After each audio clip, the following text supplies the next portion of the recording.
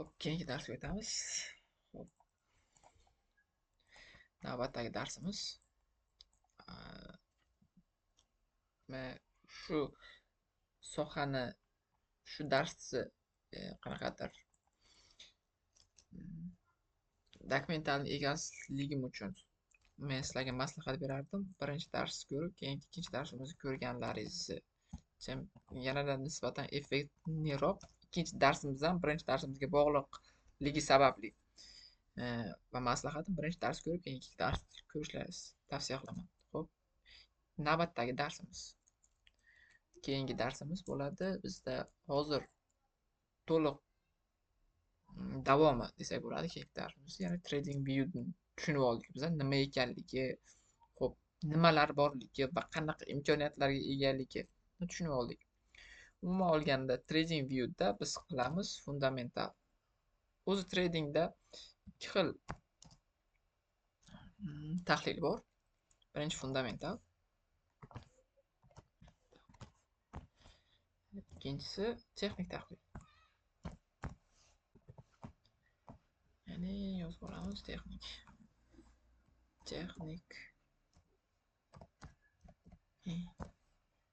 tahlil. Hop, biz hozir trading view bizga kerak bo'ladi, ya'ni platformasi bizga kerak bo'ladi texnik tahlilni tahlil qilishga, ya'ni texnik tahlilni tahlil qilishda. Keyin bo'ladi bizga kerak fundamental tahlil uchun biz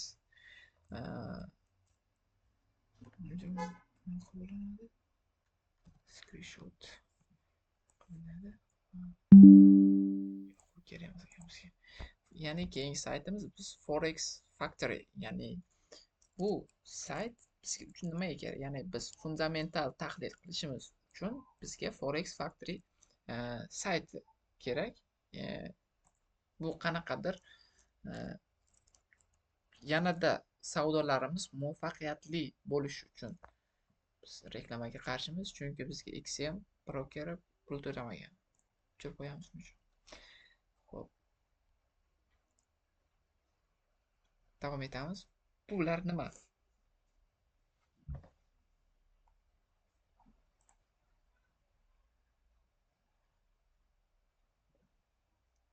Bular nima? Bizni yozyapti-da, yozyapti.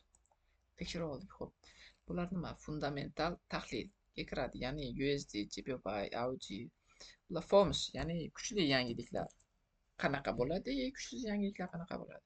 Bizda rangiga qaraydi. Asosan qizil bo'lsa juda kuchli, ya'ni employment claims, ya'ni ishsizlik darajasi. Mana inglizcha o'zgarish, o'zbekchaga perevod qilganda.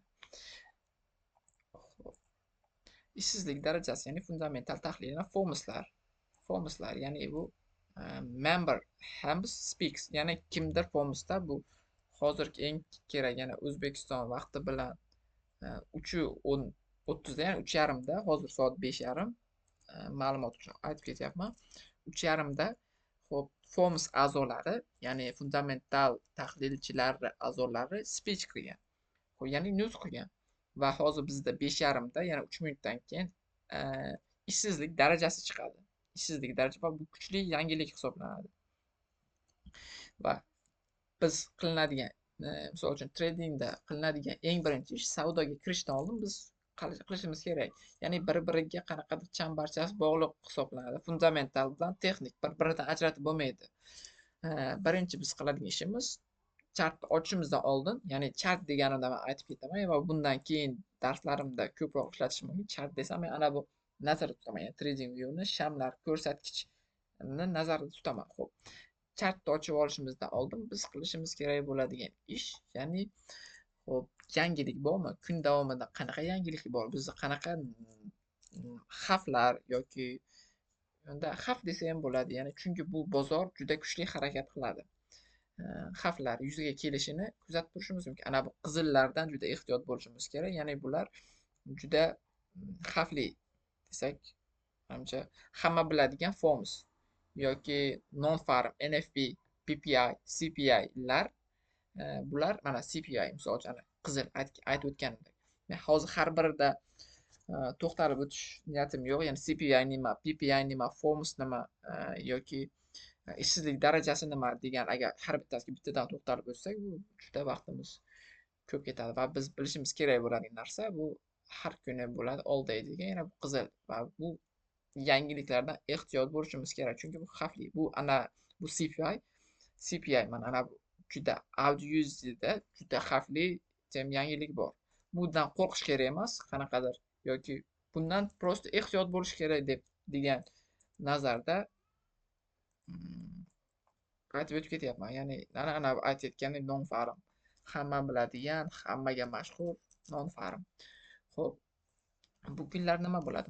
Misol uchun bizda hozir realniy bozorda, ya'ni chartda hozir ko'rib o'tamiz.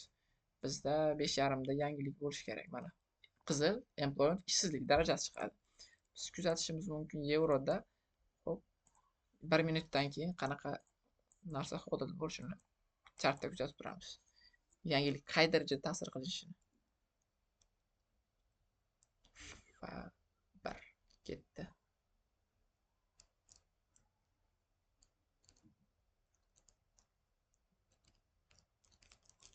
Yokida qanaqadir tillada, ya'ni how USDda ta'sir qilishini ko'rishimiz mumkin.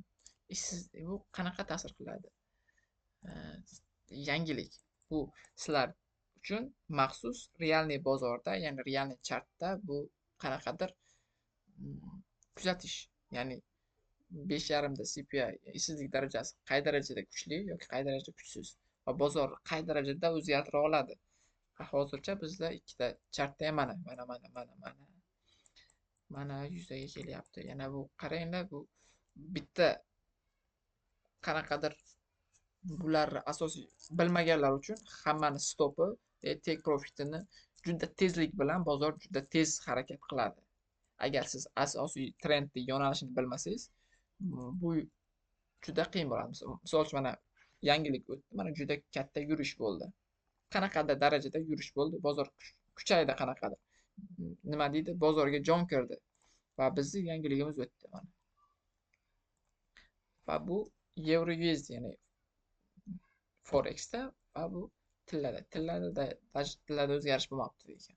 Ba'zida o'zgarish bo'ladi, ba'zida o'zgarish bo'lmaydi va eng kuchli, ya'ni fundamental ehtiyot bo'ladigan, ya'ni aytganimdek qanaqadir yangiliklar otasi desak, otasi nazarda tutsak, bu hamma biladi non farm. Non farmda juda bozor shunga to'la va shovqinli bo'ladi.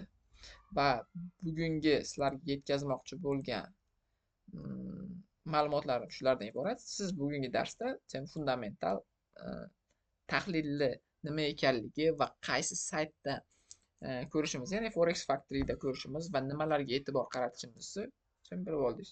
Agar qanaqadir savollaringiz yoki fikrlaringiz bo'lsa, kommentariyada yozib qoldirishlaringiz mumkin. Imkon qadar javob berishga harakat qilaman.